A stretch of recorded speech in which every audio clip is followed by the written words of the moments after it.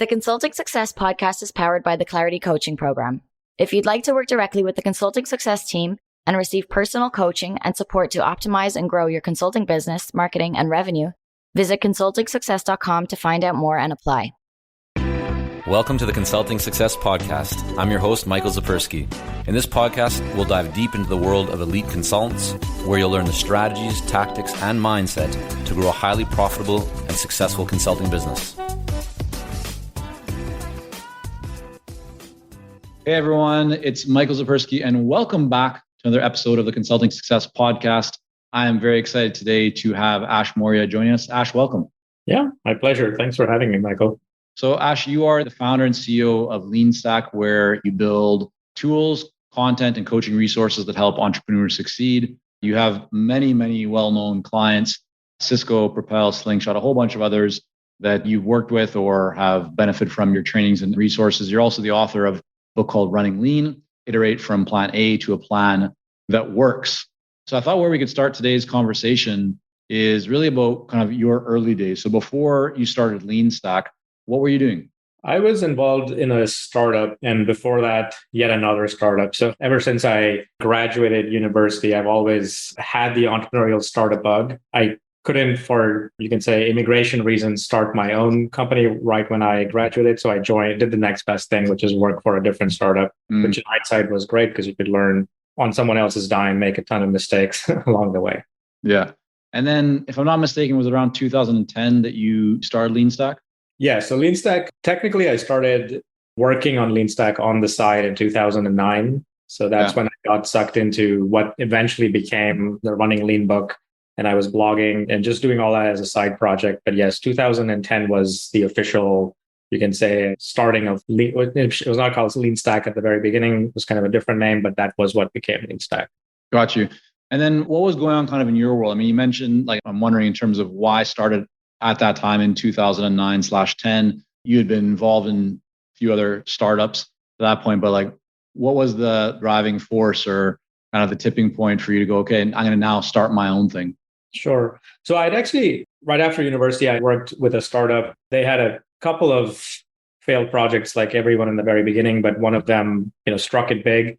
And so the company got acquired, and that's when I left. And this was in the 2004 timeframe. So I left and I felt I always wanted to do my own thing. This is as good a time as any. And so I went and did my own thing.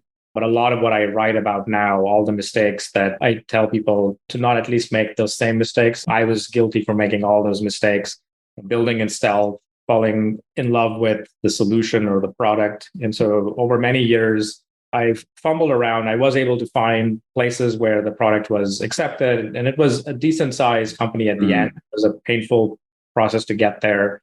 But into your question, in 2009 and 10 timeframe, I got exposed to what eventually became the Lean Startup. Eric Ries and Steve Lang talking about customer development and those concepts.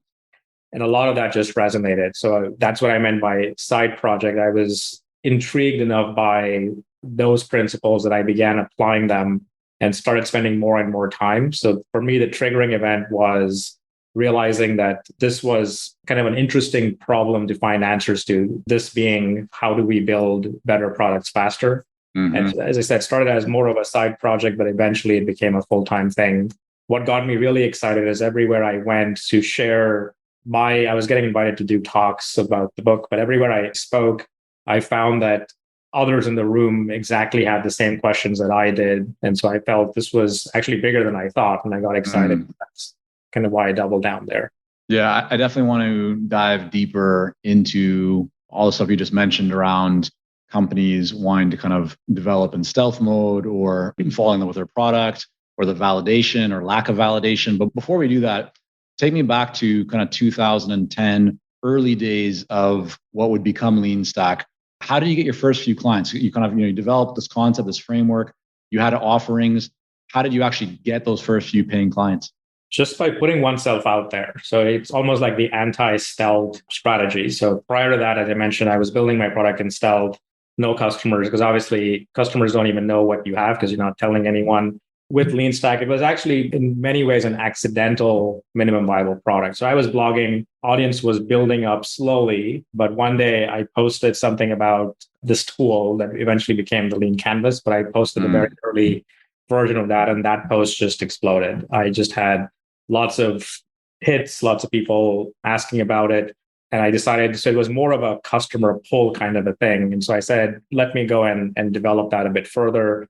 I was already doing talks. I began to talk more about it, began to run workshops. And that's how one thing in some ways led to the other. And Lean Canvas just became much bigger than I thought I would ever get to. How many blog posts did you publish before you published that one that kind of caught on fire? Yeah. So, I mean, we can always go and check, but I think it might have been number 10 or 11 in the series of blog posts. And so my blog posts were and I think it was in many ways, in hindsight, everything, you can always say it was good timing, but it was one of those things where a lot of people had this question around, lean startup, customer development. There were a lot of principles out there, but no one really talking about how to do things. And I wasn't claiming to be an expert. I just said, I'm struggling with this myself. Here are some things that I have done. So how I'm talking to customers, my definition or my thoughts around concepts like minimum viable product, how one captures risky assumptions. That's where the Lean Canvas kind of post came about. Right. And so that was one that just resonated. The others were getting traffic, but that one you can see just a big outlier of traffic just came in. Yeah. I was asking partly because I think very often people focus on like the success that somebody has, but don't necessarily look at, how much work went into getting to that point. When you say 10 blog posts, it doesn't actually sound like that many blog posts. And I guess probably a lot came before that. And what I was wondering is was there in your journey to that point, did you ever kind of ponder, am I on the right track? Should I keep going with this? Or did things just kind of click into place for you all along? So the first thing I'll say is that even though I say 10 or 11 blog posts, these blog posts took me 8 hours on a minimum to write. So these weren't, you see a lot of people that just grab a bunch of content, massage it, put some clickbait stuff and they publish. But these were actually very much about trying to figure out things. And so I would actually start writing, and sometimes an hour would go by and you just write a paragraph where you have to go back and think some more.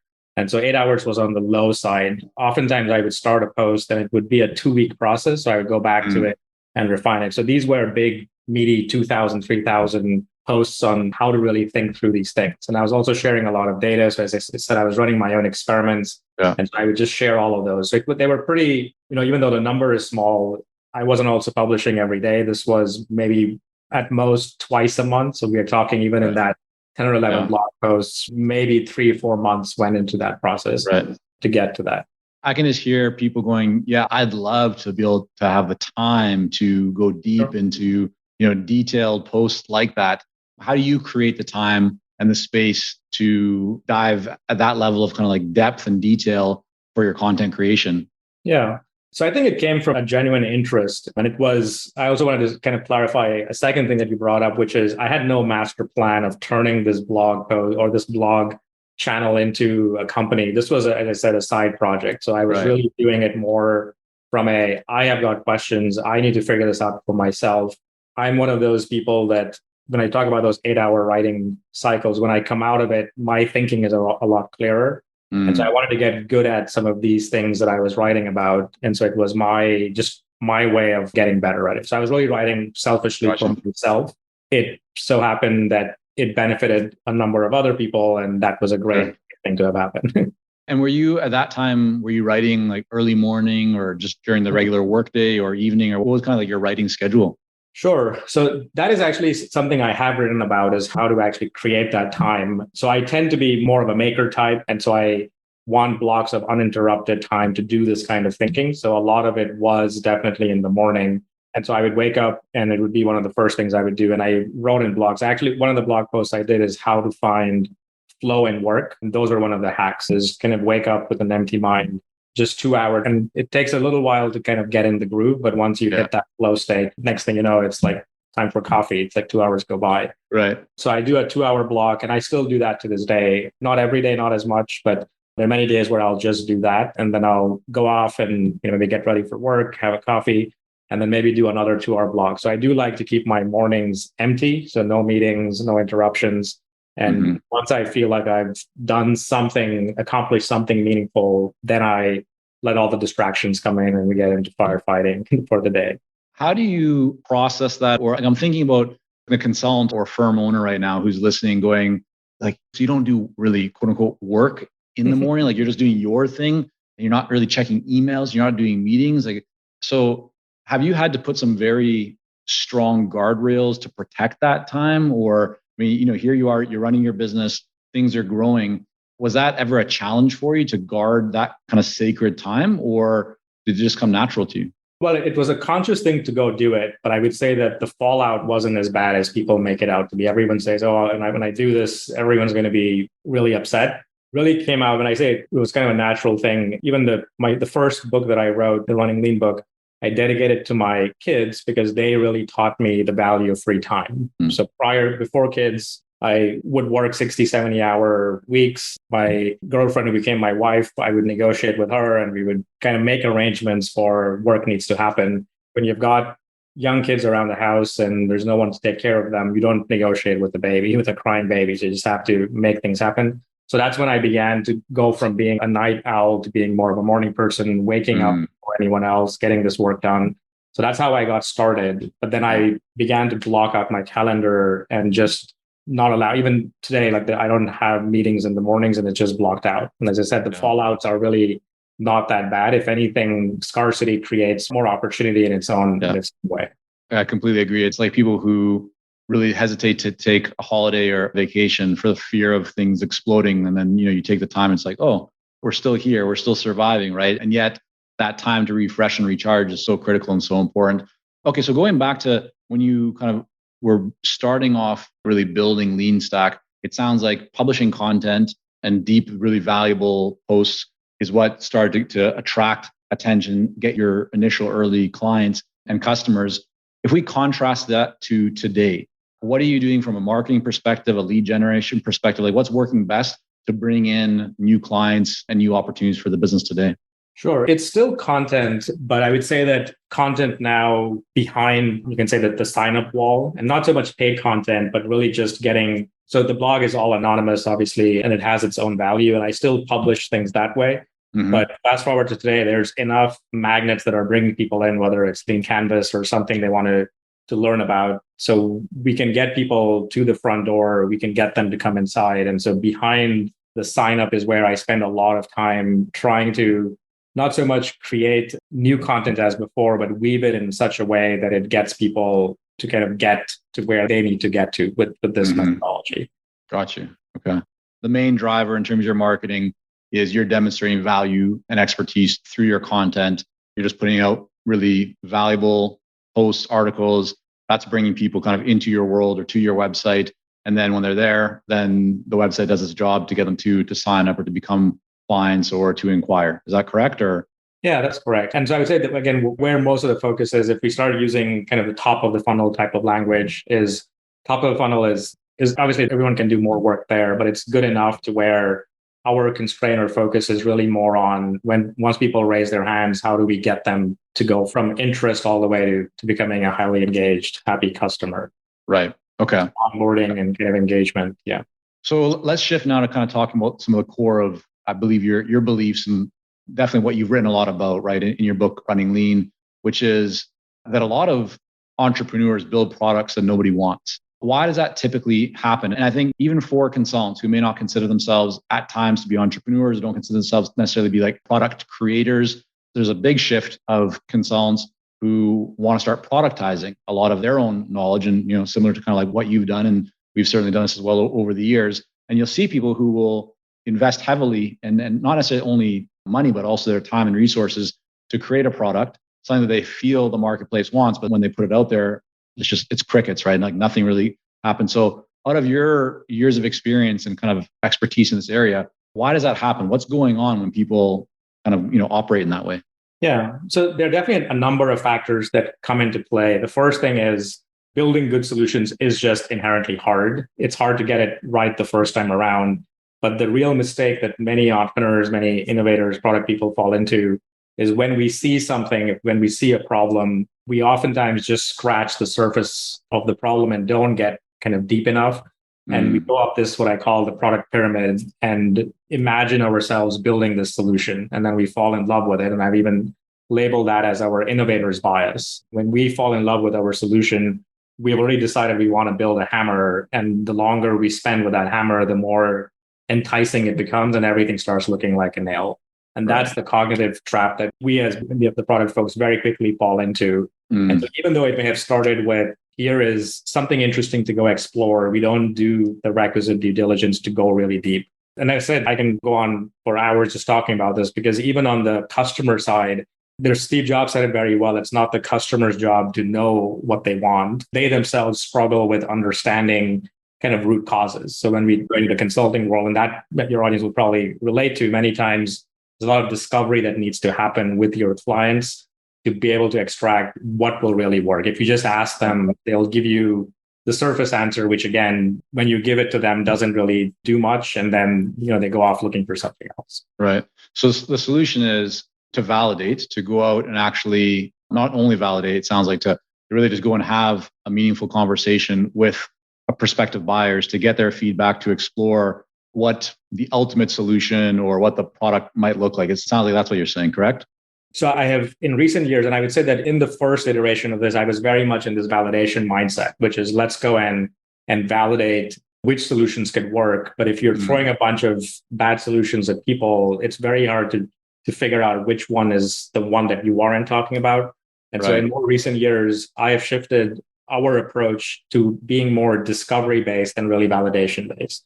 Okay. So it is doing some of this fact finding to understand what are customers struggling with today, and then getting to those root causes. So before we pitch anything, we just want to truly understand the customer's state of being. And then when we go back to pitch, or when we even go back to design a solution, you can very quickly anchor against what's broken. And those make for far more effective pitches than if you don't do the work. So does that mean that if you have a hypothesis, or even maybe like you've sketched out an outline of a product or some kind of a service or solution that you feel would be right for the marketplace, even if you've identified that in your initial discovery, you wouldn't talk about that. You would just bring up other questions, and it's there in the back of your mind. You probably have like that impulse that wants you to share it, wants you to talk about it, but you're saying, no, hold that back and just try and really have that discovery, identify what the root cause is related to the problems that they're having, then come back, think about what solutions might look like, and then have another conversation with that buyer or with that prospective client, and then start kind of showing what some solutions might look like and see how those resonate with them. Is that? Yeah, that's exactly right. And if I also put some framing, please. Yeah. There's kind of a whole body of work, jobs to be done. And this in many ways borrows from some of those principles. And one of the premise of job to be done is that innovation or adoption of products is fundamentally about switching. So if I have built something new, there's not a likelihood, it's a guarantee that you are currently, if you are doing that job, like maybe you've got kids and they're going to school, or you're going to work, pandemic, they're going to be things that you're currently using. And so my task in the beginning is to go understand in that context, what are you currently using and why is that falling short? I just get into pitch mode and I say, oh, I'd love to sell you this video conferencing piece of software. And you're like, well, I'm happy, having my meetings at work. Yeah. That's going to be me pitching and you saying, I don't want this. But if I now understand the context, let's bring the pandemic here, you can get to work and I have video conferencing software, and that solution is broken. You can no longer go into an in-person meeting. All of a sudden now video conferencing could be a good solution to the same job that you've always had, only now your old way is broken. So you start to break down kind of like, what somebody can do or the steps they could take. And I guess kind of like almost the framework of how to go through that discovery process, or how to make sure that what you're building or creating is actually what the marketplace wants or what they would buy. One of I think the big challenges that a lot of people have around this is the actual act of getting that feedback, of reaching out to a prospective buyer, because the mindset is, well, why would that person even want to talk to me, right? So let's take a consulting firm owner that believes they have a really great solution, or maybe it's some kind of new on-demand training where they've productized their services and their expertise. They see an opportunity, they believe an opportunity to sell that and to have that kind of adopted and used by many different organizations. How can they now move forward with that idea, even if they're not going to talk about the idea right away? They know they need to kind of have a discovery, validate, confirm, think through all the root causes. But how can they get somebody who they don't yet have a relationship with yet to give them even just the time of the day to have that conversation? Yeah. So there are kind of many tactics that we can get into, but the very first one that I often tell people to start with is just sounds very simple and maybe commonsensical, but it is really just asking for referrals. If you've got a particular job title or role or person you're trying to reach, kind of just looking into your own network and framing it around, even sending a snippet of what you might be working on, but not so much solution, but really focusing more on outcomes. So I'm doing work in this space. We think it can help solve maybe this kind of a problem or address this need. And then kind of very quickly disarming, saying, we're not really finished this product or we're not going to pitch you. We're just really trying to learn from the experts in this space. Could I ask for time? Coming from a referral, that's where you're using social capital or social currency to kind of ask for a favor to begin with. But what quickly begins to happen is if you really nail a problem or nail a space where a customer is struggling with, you'll be surprised that they are more than happy oftentimes to talk about it, because who knows, maybe you do have something that can help them. So it quickly becomes a pretty powerful partnership in that way. So I would say referrals are a great way. And if you do end up talking to someone where they get excited on what space you might potentially be exploring, if you see that excitement, ask them for a referral. So at the very end, I'd just come out and say, this was a great conversation. Thank you very much. Yeah. I'm struggling to find more people in this space. Could you just pass on the same message to a few more people? So that's a quick thing to do.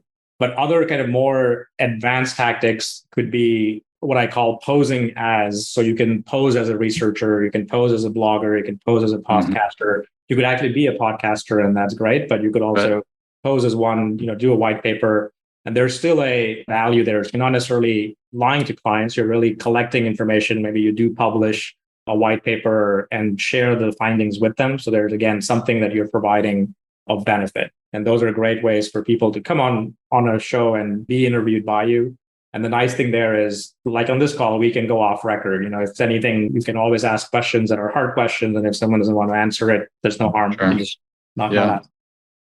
Hey, it's Michael here, and we'll be right back to the podcast. But first, are you ready to grow, scale, and take your consulting business and marketing to the next level? If so, our Clarity Coaching program may be a great fit for you. You'll work with our experienced team to set up a strategic plan for your business and coach you step by step in areas like how to consistently attract more leads, develop a magnetic message that resonates with your ideal clients, strategically package and position your services, earn higher fees, win more proposals, and scale your business. To find out more about Clarity Coaching and apply, go to consultingsuccess.com and click on coaching. You mentioned in that initial kind of outreach or message saying, like, I'm not going to be pitching you or there's nothing to buy. How important is it to speak to that? Because I think that some of the language that you were using before was, we're kind of exploring this problem. We're thinking about what some of these outcomes, what they might look like. But then you said that you might also mention that you have nothing to sell or you won't be pitching. Have you found, because I'm sure you've seen hundreds, if not thousands of these examples, that's an important thing to mention, or is it better not to, or any kind of thoughts around that? Yeah, I would go and say you almost explicitly want to mention it in some way. And I do it multiple times. I'll do it in the ask for the interview. And even before we set up the conversation, I'll remind them again that this is not a product we are building. This is not going to be a pitch. And again, it's a bit of a disarming tactic because people are just used to okay, I'm just going to sit back and you're going to pull out your PowerPoint and just walk me through everything. And I'm just going to be entertained or not. And when you frame it around this being more of an interview and making them the expert, making it more about learning versus pitching, you'll be amazed that in the beginning, they may be a bit confused kind of on what's happening. But once you can get them to start talking about what they're doing in their company and the struggles they're having, the conversation quickly opens up very, very quickly or very effectively, I should say. And what's a reasonable timeline for this whole process? I mean, if somebody's, let's not go into like really deep, complicated or complex product development or software. Let's take the consulting firm owner who just has an idea for a service or something that they could kind of productize and build in a relatively short period of time. Like maybe they could do it within a couple of weeks or even on a weekend. So it doesn't take a lot of infrastructure or capital or technology requirements, but they have this idea. How would you kind of counsel around the timeline? Is this something that they should be starting months in advance? Can it be weeks, or what have you seen in that space? Yeah, so the answer could be a bit surprising is that irrespective of the product, so I would say services products can actually be spun up very, very quickly. And we'll sometimes even use that as a tactic. In the lean startup world, we call it the concierge minimum viable product. So before you're ready to build something yourself, just go and become a consultant. And in many ways, Lean Canvas, tools I'm talking about, me going into a workshop and teaching is an example of using services. Right. We kind of change later. But all that said, I would say irrespective of the type of product, we usually set people up to kind of think of this in terms of a couple, like 2 to 4 weeks of doing this problem discovery. And depending on how complex the product is, sometimes that's just 2 weeks of interviewing, sometimes even less. But just being ready to say this could take up to 4 weeks of just doing this discovery work to find a big enough idea to go after. And then we spend another 2 to 4 weeks of building an offer and pitching it.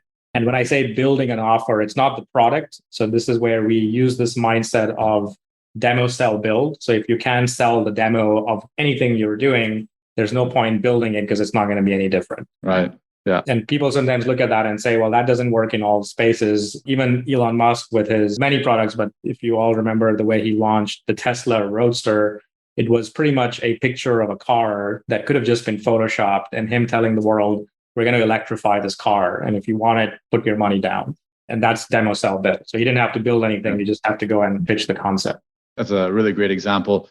Okay, so we're talking kind of like 6 to 8 weeks as kind of the minimum there. What about, let's say, so you're having that meeting with a buyer. You've maybe had an initial meeting where you kind of gone into and identified core problems, outcomes, desires. You come back, you put together an outline of what you feel would really benefit that client or the marketplace.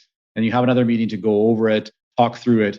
In that meeting, whether it's the second or the third meeting, what's the best approach or the best practice to go from having the conversation to actually selling, like getting the buyer to write you a check or to pay with their credit card or to sign like some kind of a term sheet or an agreement? What does that look like? How should people kind of think about going from a demo to actually getting commitment, even when they haven't built out the final product? Sure. So this is where all the homework that was done in discovery really helps. And this is, again, where this idea of switching is such a powerful concept, is when I don't know which products you are currently using, when I don't know what struggles you have, and I pitch my product to you, there's a very high likelihood it's just going to miss the mark. But when I've done the homework and I've interviewed 5 or 10 people just like you, and I've got the words and the language you're using, when I come and start pitching, we actually create something, an effect that I call the mafia offer. If you've watched the movie The Godfather, it's an offer your customers cannot refuse, not because of course strong arm them, but because you're just using the right language. And so this is also a phenomenon that happens in the doctor's office. So when you go to your doctor's office and you've got pain and the doctor can give you a good diagnosis, they still don't know what you have. But the fact that they were able to diagnose you convinces you that they are the expert, and you would then buy anything they tell you as a solution. Same thing will work in the marketing world. So that's why these interviews, the 4 weeks that I talked about, some people in the audience might be saying that's just too long. But all that work that you collect, all that customer segmentation data that insights that you capture, when you now start pitching, you're not saying I build something, you're saying I build something better than what you are currently using. And you can say this with reasonable confidence because you've maybe talked to the same person before, or you've talked to someone just like them.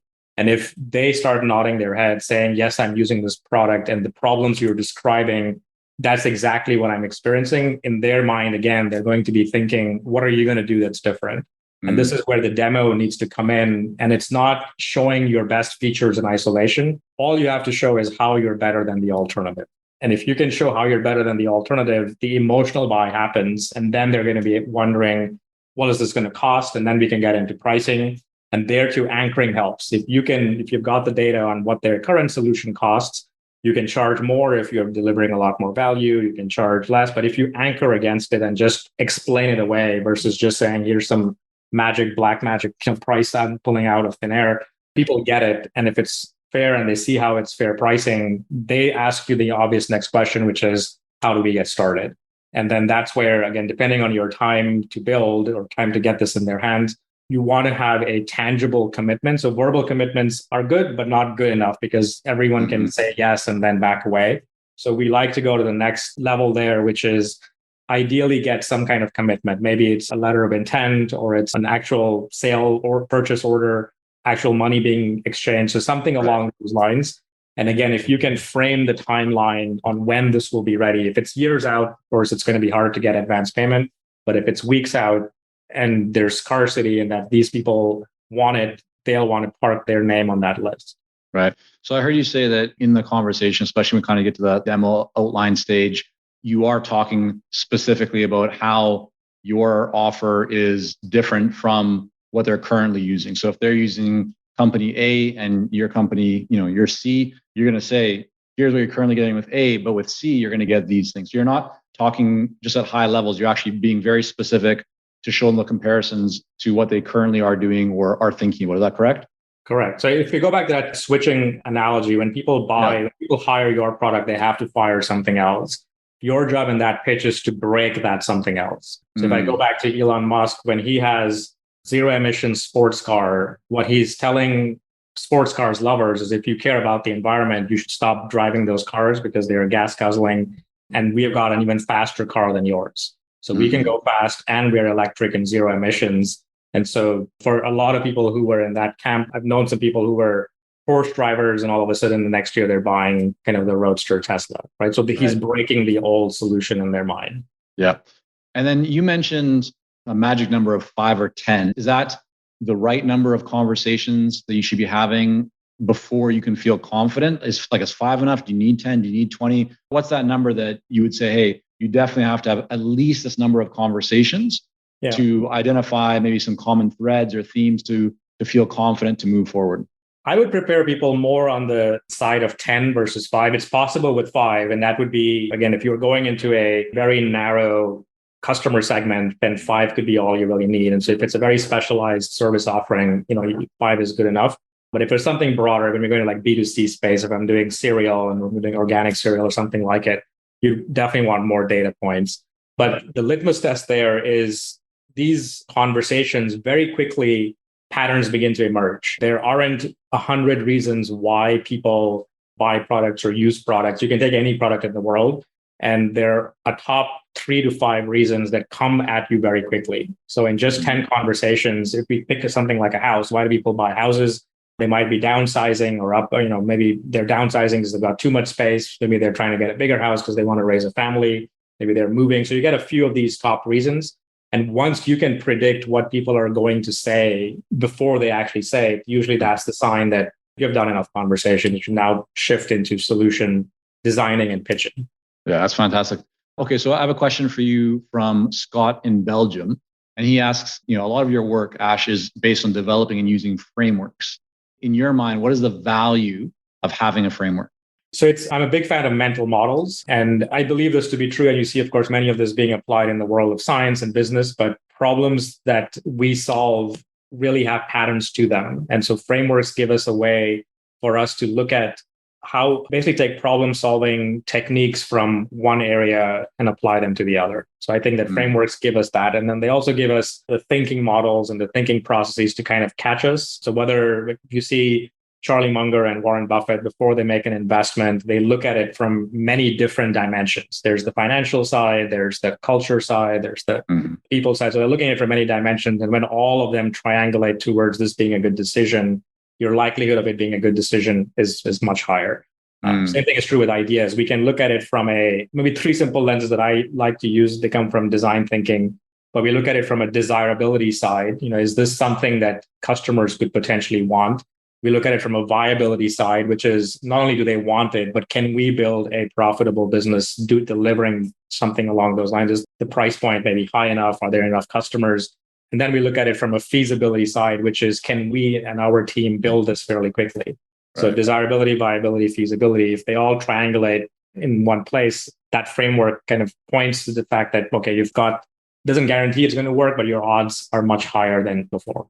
So it sounds like you yourself use frameworks in your life and your business to think through different questions or opportunities that come your way. But you've also developed many frameworks as part of your business, as part of what you teach your customers and clients, correct? Yeah, that's correct. And when you say develop, I'll be modest enough to say that it's really curating frameworks. I think that as I said, there are a lot of these ideas, whether they come from systems thinking or the world of science, even you can take physics. There's all kinds of things that excite me. And so it's like looking at these principles and trying to weave them in a way and apply them maybe in some interesting ways to solve the startup or the product building kind of set of challenges. And then Ash, can you tell us just a little bit more about your business model at LeanStack? Walk us through the different products, the different offerings that you have. And I'm interested to know kind of like how you got to where you are today with the offerings. Like, do they change a lot over time? Have they been the same for a period of time? Just kind of walk us through what that looks like today. Yeah. So it's kind of interesting is my perspective on products has changed quite a bit. And what I mean by that is that I'm really talking more product category. If you had asked me this question, I don't know, maybe before 2009, I would have told you I'm a software founder and I only build software products. That perspective has changed a lot because when, again, we start looking in terms of what customers struggle with, LeanStack actually started as a services business, right? So it was me kind of blogging, seeing that there was an interest here, going off and delivering some workshops and getting paid to do that. And so I did that. And while I was doing it, I began to write a book. That became product number 2, if you might call it that. And so that was taking the same ideas that I would share in a room full of people, putting in a book and increasing distribution. And then after that, being a software founder, I always wanted to come back to software. So we started to build up this LeanStack platform. And then it's just a rinse and repeat. So there's services, there's software products, and then there's coaching services. And those are all the things that we provide. The business model is very much of a software as a service or SaaS type of a model. You can think of it as innovation coaching as a service. And we've got all kinds of modalities. So where I was going with content is we get people oftentimes coming in piqued by some interest, whether it's a Lean Canvas or some tool. And so we've got a lot of free resources, a lot of free tools that people can start using. And as they begin to level up, we've got workshops they start joining. We run an academy where they can go deeper. We can pair them up with one-on-one coach and help them kind of go faster. So that everything we talked about, how to interview customers, how to pitch products, we help with all of that. So it sounds like you have free content that most people then they go from free content into signing up for, is it a monthly or an annual payment on the software side, the platform? Yeah, so tools, content, and coaching, maybe that's the way to look at it. Okay. So there's kind of free content that pulls people in. And then there's a annual subscription for the tool side of things. And then with our academy, that's where the coaching comes in. And they're also, we provide, it's a 90-day program, but we also have many clients that come in and do multiple 90-day programs with us. And if you look at your revenue across the different kind of channels that you have or different offerings, how does it break down in terms of where's the majority of the revenue come from? Is there one that is by far larger than the other? Yeah. So naturally, since we started with services for many years, that's where the bulk of it was. And part of our mission just as a company was to flip that. So 80% of the revenue was coming from services and the workshops we were running, pretty high touch. And today it is probably flipped where it's really 80% is the software side of things. So we really are finding that we want to reserve the coaching for really high leverage kind of activities. And so we're really using a lot of automation and we're driving people through a lot of the content. And to your question, where a lot of the attention is going in is in how do we make this as guided and self-serve as possible. In an ideal world, we'd want 100% of it to come completely automated, but that is a pipe dream. I mean, we've tried many things, but at the end of the day, people still go to university for a reason, is that it's not just about the content. They need guidance and coaching. And so this is where in recent years, we've been building a marketplace of sorts where we're still in kind of finding smart ways of using data to pair coaches with teams that need the work, that need the help. But that's kind of where we're at. So long answer to your question, but it's really flipped now where it's 80% software and probably 20% services. All right. So Ash, before we wrap up, I have just a couple more questions, and then we'll make sure that people can learn more about you and your book and your work and everything you have going on. But when you look at your day-to-day life and how you are able to accomplish, how you're able just to do meaningful work and really feel like you are moving things forward, what are one or two habits that you kind of bring into your life on a regular basis that you feel contribute to that success that you have? Yeah. So one of them we talked about a bit earlier, which is this focus on fewer things and carving out earlier parts of the day to get that done. And you can almost take that kind of thinking and break it down. Once we start getting towards the end of the year, I start thinking of one or two big projects for the next year. And that's what kicks things off. But really from there, they get broken down into smaller campaigns and initiatives. And every day it's about how do we push this forward? So if I'm writing a book or I'm building a new tool, it's like this big thing that we have to make happen, but then breaking into these smaller chunks.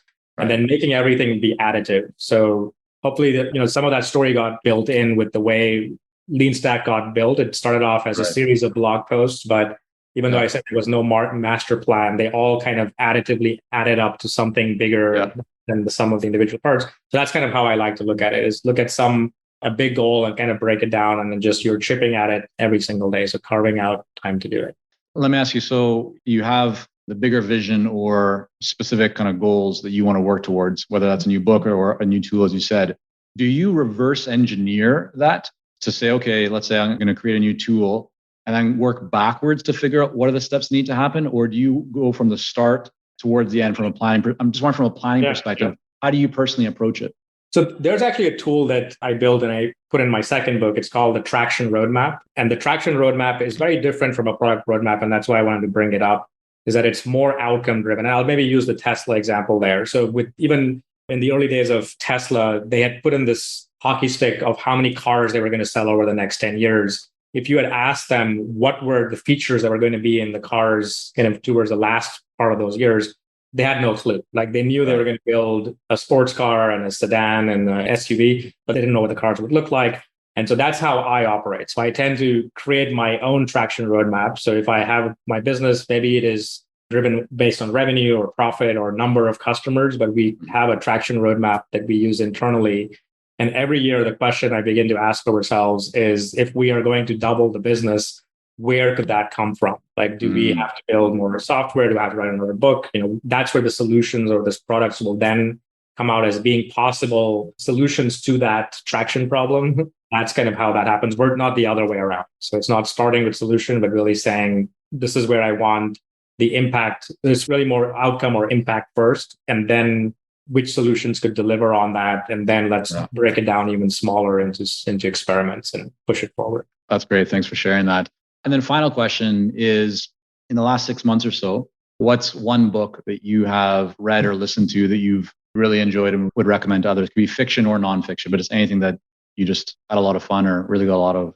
Sure. So I'll caveat that question by saying that I am a very deliberate reader. So when people ask me that question, I read a lot of books intentionally because I'm trying to learn something new.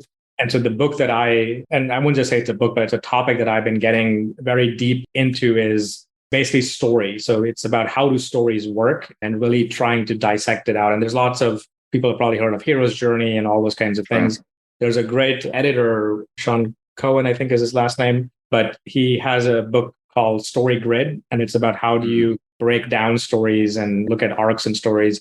And I find that has a lot of parallels in the marketing and pitching world, is when you're beginning to both do problem discovery, but also pitching products. Customer journeys are essentially stories. And if we can get good at extracting those stories, we get very good at delivering stories of our own. So this year, that has been a big area of interest of mine. So that's why I said my answers tend to be very specific for that reason, but I would be one of those books that I found. No, that's great. I have not read that book. It's Sean Cohen. And we'll include it in the show notes. I'll definitely check it out. And then Ash, for people that want to learn more about you, your work, your books, where's the best place for them to go? The best place would be leanstack.com. So LEANSTACK. As I mentioned, there's a lot of content that's just freely available. But if you are inclined to use some of the tools, we've also got a lot of free tools. And then we tier up and we've got more subscription-based stuff that you can sign up for. Yeah. Well, Ash, I just want to thank you again for coming on. I've seen you put out some really great work for many years. So it's just nice to jump on and have you on the podcast here today and just share some of your journey and best practices and experience. So I thank you again for that. No, thank you, Michael. My pleasure. Thank you for joining us on this episode of the Consulting Success Podcast. For more episodes and to subscribe, rate, and leave a review, head on over to iTunes. And if you'd like to develop consistent lead flow and a highly profitable consulting business, learn more about our coaching programs at consultingsuccess.com.